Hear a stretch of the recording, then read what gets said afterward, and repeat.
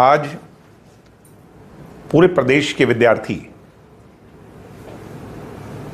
हरियाणा सरकार की कुनीतियों के खिलाफ विश्वविद्यालयों में जो संघीकरण करने का प्रयास है, भगवाकरण करने का प्रयास है और यूनिवर्सिटीज़ की डायरेक्शन जो है वो उस ओर अग्रसर करना चाहते हैं जिसमें शिक्षा, समृद्धि, विकास, रोजगार और नई सोच की बात ना हो, सिर्फ और सिर्फ भगवाकरण, आरएसएस के एजेंडे पे यूनिवर्सिटियां चले, इसके खिलाफ आज सभी 15 हरियाणा की स्टूडेंट यूनिट्स जो हैं वो संगठित होकर के हिसार में एक बड़ी महापंचायत का आयोजन कर रहे हैं। हम सब लोग भी राजनीति से परे हट करके उस महापंचायत को अपना सहयोग देने के लिए आज हिसार जा रहे हैं। ये लड़ाई कोई छोटी लड़ाई नहीं है। यूनिवर्सिटीज जो हैं वो नए भारत की फैक्ट्री है और ये आपकी फैक्ट्री पर ताला जड़ करके वैचारिक तौर पर आपको कमजोर करना चाहते हैं। अगर फैक्ट्रियां कमजोर होंगी तो फिर नई ऊर्जा कमजोर होगी, नई ताकत कमजोर होगी। आने वाली पीढ़ी को अगर इंजेक्ट उस सोच से किया जाएगा तो भविष्य में गरीब की, किसान की, मजदूर की हिमायत करने वाली लीडरशिप पैदा कैसे होगी। इसलिए पूरा हरियाणा आज इस पंचायत के साथ है। राजनीतिक लोग ही नहीं, सामाजिक लोग भी, खापे भी, किसान प्रतिनिधि भी, व्यापारी भी, कर्मचारी भी, हर वर्ग, चाहे दलित हो, चाहे बैकवर्ड हो, चाहे अगड़ा हो, चाहे पिछड़ा हो, 36 बिरादरी के लोगों ने इस महापंचायत को समर्थन देने का बहुत बड़ा निर्णय लिया है। क्रांतिमान पार्क 18वीं सदी की क्रांति का जहां से आगाज हुआ, आज वैचारिक क्रांति, प्रजातांत्रिक प्रणाली में, डेमोक्रेसी के अंदर क्रांति जो है वो तोप और तलवार से नहीं आती, विचारों से आती है। और मुझे उम्मीद है कि जो आज हम ये शुरुआत है, ये अंत नहीं है। आज जो हम शुरुआत करने जा रहे हैं, आने वाले समय में ये लड़ाई मजबूती से हम सत्ता में बैठे उन लोगों से लड़ेंगे कि हम आपकी उस गहरी षड्यंत्रकारी सोच को कामयाब नहीं होने देंगे। इस लंबी लड़ाई में उन विद्यार्थियों के मैं साथ हूं, आप भी इसमें अपना सहयोग और समर्थन दें, जिससे हम विद्यार्थी जो भविष्य हैं, मैंने जैसा कहा कि भविष्य की फैक्ट्री है, इस फैक्ट्री को हमें मजबूत करना है, कमज़ोर नहीं होने देना। यही विषय था जिसको लेकर के मैं आज आपसे जुड़ा और इस महापंचायत के जरिए सरकार को बड़ा और कड़ा संदेश जाएगा। झूठे मुकदमे जो सरकार ने चलाए हैं वो जनता की अदालत तय करेगी। अदालत में तो तय होंगे, जनता की अदालत भी उस पर तय करेगी। और डेमोक्रेसी में जनता की अदालत परमात्मा का नगाड़ा है, जब वो बजेगा तो सरकार को जरूर सुनना पड़ेगा। जिस तरह से छात्र पंचायत आपकी हो रही है, सिरसा, फतेहाबाद, जींद और हिसार, मतलब पूरे जोन की फोर्स लगा दी गई है। धारा 144 यानी कि BNS 163 लगाकर अनाउंस कर दिया गया है कि इकट्ठ नहीं होने दिया जाएगा। इस पे क्या कहना है आपका? हम आज आ रहे हैं, हम पीसफुल प्रोटेस्ट, डेमोक्रेसी में हमारा फंडामेंटल अधिकार है। ये सरकार फंडामेंटल अधिकार को तो मानती ही नहीं, समय समय पर उसे तोड़ती और मरोड़ती आई है। अगर आज खामोश हो जाएंगे तो आने वाली नस्ल हमें कभी माफ नहीं कर पाएगी। इसलिए हमें खड़ा होना पड़ेगा, लड़ना पड़ेगा। मगर मैं ये बात स्पष्ट कर दूं, कानून कोई भी व्यक्ति अपने हाथ में ना ले। पीसफुल डेमोक्रेटिक प्रोटेस्ट ही हमारा एकमात्र मकसद है। अगर सरकार पीसफुल प्रोटेस्ट को भी नहीं करने देगी तो फिर डेमोक्रेसी बची ही कहां है। क्या माने, इमरजेंसी माने? ये तो जनता ही कह रही है, मुझे कहने की आवश्यकता ही नहीं, आम जनता कह रही है। पिछले दिनों आपने नरेश टिकैत से मुलाकात की, अरविंद केजरीवाल से मुलाकात की, क्या इस लड़ाई में उनको भी निमंत्रण दिया गया? देखो, मेरा मकसद स्टूडेंट्स के ऐवान पर उनके साथ जाकर के जिन लोगों को मैं परिचित हूं उन लोगों को निमंत्रण देना है। मेरा मकसद उन सभी लोगों को एक मुश्त करना है, एकजुट करना है जो इस लड़ाई में स्टूडेंट्स के साथ हैं। उनकी भावना स्टूडेंट्स के साथ है। कौन आएगा कौन नहीं ये आज पता चल जाएगा। एक नवीन जैन जी ने यहाँ पर पलटवार किया है कि दिग्विजय चौटाला ने पुराना एपिसोड उन्होंने जिक्र किया है कि सुभाष बराला के बेटे का सपोर्ट किया है, लड़की का हवाला कुछ दे रहे हो। नवीन जैन मेरे बहुत आदरणीय हैं, मेरी परसों उनसे बात हुई थी। मैंने उनसे छात्रों के लिए मदद मांगी थी कि आप बहुचर्चित चेहरा है हरियाणा के और आप पंचायत में शामिल होकर के सहयोग करें। जब से मैं केजरीवाल जी से मिला हूं उसके बाद वो मेरे खिलाफ आक्रामक होकर के लिख रहे हैं। मैं उनका आज भी आदर करता हूं और उनसे यही कहूंगा कि दादा, ये विषय लड़की को लेकर के नहीं था। जो मामला हमारी बहन को लेकर के उस विषय में था, उसमें हम कुंडू पंचायत खाप और उस पीड़ित परिवार के साथ खड़े रहे थे। ये पुराना मामला है। ये मामला तब का है जब सुभाष बराला जी के बेटे एजी ऑफिस के अंदर उन्हें चिन्हित किया गया। एजी ऑफिस में जब वो लगे तो बहुत से लोगों ने ये सवाल उठाया कि क्या सुभाष बराला का बेटा होना ही इसकी योग्यता है कि वो एजी ऑफिस में लग जाए। तो मैंने एक बात कही थी कि क्या राजनीतिक लोगों की आने वाली पीढ़ी पढ़ाई कर करके, पढ़ लिख करके अपनी योग्यता अनुसार अगर किसी पद पर पहुंच रही है तो इसमें कोई गुनाह नहीं है।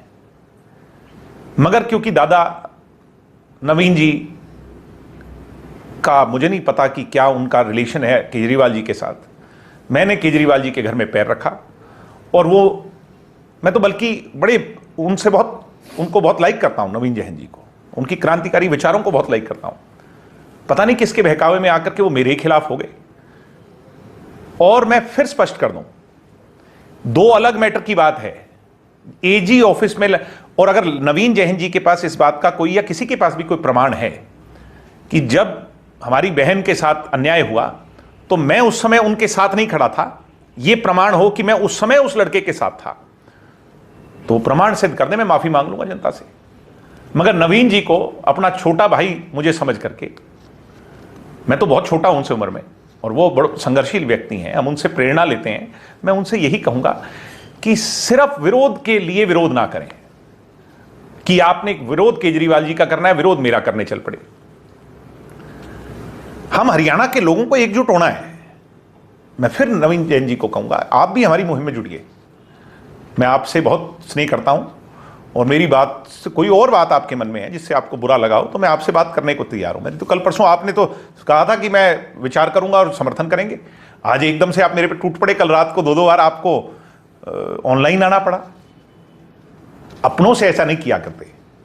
ये लड़ाई हमारी किस वर्ग से है उनसे लड़ना है हमने नवीन जी। और केजरीवाल जी से अगर आपको दिक्कत है तो मुझे बताइए, मैं विचार करूंगा, मैं नहीं जाऊंगा। हिसार के बामला गांव की जो घटना है, पहले आपने बयान जारी किया कि वहां मेरे पीछे 2 गाड़ियां लगी बिना नंबर प्लेट की, काले शीशे वाली। उसके बाद बामला के सरपंच ने भी एक बयान दिया है। मैं बड़े भारी मन से ये बात कहूंगा, मेरा बामला गांव से वो रिश्ता है जो शायद मीडिया समझ ना पाए। मेरे परदादा जी चौधरी देवीलाल जी उस गांव को अपना गांव मानते थे। मेरे दादा चौधरी ओम प्रकाश चौटाला जी उस गांव को अपना गांव मानते थे। मेरे पिताजी को उस गांव ने देश की सबसे बड़ी पंचायत तक पहुंचाया। और अच्छी या बुरी परिस्थिति में आधी रात को भी बामला गांव के अंदर जब हम खड़े हुए तो वहां के लोगों ने हमें निराश नहीं बल्कि हौसला बढ़ाने का काम किया। मैं भी बड़े विश्वास से कह रहा हूं, बामला मेरे लिए चौटाला से भी पहले है। बामला गांव में अगर कोई पंचायत हुई, हम आपके बच्चे ही तो हैं, आप हमें बुलाइए। मैंने एक विषय में भिवानी में यह बयान जरूर दिया था कि मैं बामला गांव से जब निकल रहा था तो पुलिस की गाड़ी हमारे आगे आकर के खड़ी हो गई और कुछ देर बाद वो एक गली में चली गई। इसके तथ्य सबूत जब एसपी साहब से पूछा गया, पुलिस अधीक्षक से पूछा गया, तो उन्होंने कहा दिग्विजय जी ये आपके मैटर में नहीं था, हम किसी क्रिमिनल को निदान गांव से पकड़ करके वाया बामला कहीं लेकर के जा रहे थे। तो मैंने उनसे उस समय कहा ठीक है आप इसको इन्वेस्टिगेट कीजिए। मैं सिर्फ चिंतित था कि ये क्या हो रहा है, हर जगह गाड़ियां अड़ाई जा रही हैं, कहीं ये हमारे विषय से तो जोड़कर नहीं देखा जा रहा। मैं बामला गांव के मेरे महान लोगों से, मेरे परिवारजनों से हाथ जोड़ करके विनती करूंगा, हम आपके बच्चे हैं, आप आधी रात हमें बुला लीजिए। अगर कहीं मेरे जीवन, मेरे परिवार में बामला गांव के अपमान की तो हम कल्पना भी नहीं कर सकते, बामला के तो सम्मान की हम सोचते हैं। बामला गांव के अंदर या बामला गांव के लिए मैंने कोई भी गलत बात कही हो, मुझे भरी पंचायत में बुला करके जो सजा आप लोग दोगे मैं वो सिर माथे करूंगा। अन्यथा मेरी भी बामला गांव के लोगों से हाथ जोड़ करके अपील है कि पंचायत में राजनीति नहीं होनी चाहिए। पंचायत कभी एक तरफा नहीं होती कि आपने पंचायत बुलाई, बिना किसी का पक्ष सुने और फैसला भी कर दिया और मुझे सजा भी दे दी। मैं ये उम्मीद बामला गांव से नहीं करता। मैं फिर भी कह रहा हूं खुले दिल से कि अगर बामला गांव के लोगों को यह महसूस होता है कि मैंने गलत किया है, मैं उनका बच्चा हूं, मुझे आधी रात को बुला करके वो दंड दे सकते हैं। अन्यथा जिसने भी ये किया है, बामला गांव के लोगों को कहूंगा कि उन लोगों के पीछे जो छिपे हुए राजनीतिक लोग हैं, आप उनका भी जरूर पता लगाइए। मुझे बामला गांव से हाथ जोड़ के झोली फैला के न्याय की उम्मीद है। बामला गांव मेरे साथ अन्याय नहीं करेगा, मुझे पूरा भरोसा है। दिग्विजय जी, दुष्यंत वाला जो मामला एसआर का रहा, उसमें एसआईटी ने, वो कोर्ट का मैटर है, कोर्ट के मैटर पे कोई भी बात नहीं होनी चाहिए। जो हाई कोर्ट में जिस मामले का संज्ञान ले लिया और सख्ताई से उस मामले पर 30 तारीख को एसपी का जवाब तलब कर लिया, वो इसी सारा उसी मिला हुआ है, वो सम्मिलित है। एसआईटी क्या कर रही है, क्या नहीं कर रही, कौन क्या, नहीं, वो तो कोर्ट में गया ना जी। एसआईटी ने पवन को क्लीन चिट दे दी या किसी को भी दे दी, फिर व्यक्ति विशेष पर हम ना जाएं। व्यक्ति विशेष से हमारी कोई लड़ाई नहीं है, हमारी किसी भी पुलिस वाले से कोई लड़ाई नहीं है, हमारी सरकार से लड़ाई है। सरकार जो काम कर रही है वो ठीक नहीं कर रही है। हम सरकार करवा रही है इन लोगों से, हम उस सरकार के खिलाफ हमने उसको पार्टी बना करके हम लड़ाई लड़ रहे हैं। लास्ट हरियाणा के युवाओं के नाम, खासकर छात्रों के नाम एक संदेश। मेरा संदेश, देवीलाल परिवार 1972 से लेकर आज तक इस तरह के संघर्ष झेलता है। क्या दबने वाले, डरने वाले, डिमोरलाइज होने वाले हैं? मैं बार बार ये कहता आया हूं कि संघर्ष सदैव सक्षम की नीति पर चौधरी देवीलाल जी के एक एक सिपाही इस लड़ाई में छात्रों के साथ हैं। यूनिवर्सिटीज बहुत क्रिटिकल पॉइंट है, क्योंकि ये भविष्य है, कल है, आने वाला कल है। आने वाले कल से जब खिलवाड़ होगा तो फिर हम कल को सुरक्षित और सुनिश्चित कैसे कर पाएंगे। ये मेरी हाथ जोड़ करके प्रार्थना है। हो सकता है आप मुझे डिसलाइक करते हो, मुझे नापसंद करते हो, आप राजनीतिक तौर पर मेरे प्रतिद्वंदी हो। आइए मिल करके, दिग्विजय को भूल जाइए, दुष्यंत जी को भूल जाइए, जेजेपी को भूल जाइए, आइए मिल करके छात्रों को न्याय दिलवाएं कि आज के बाद बीजेपी की नाकारा सरकार जरूरत ना कर पाए, जुर्म ना कर पाए, सीआईए के पुलिस वाले रात को 2-2 बजे उठाने ना आए। यही विषय है जिस पे हमें सामूहिक तौर पर संगठित होना है।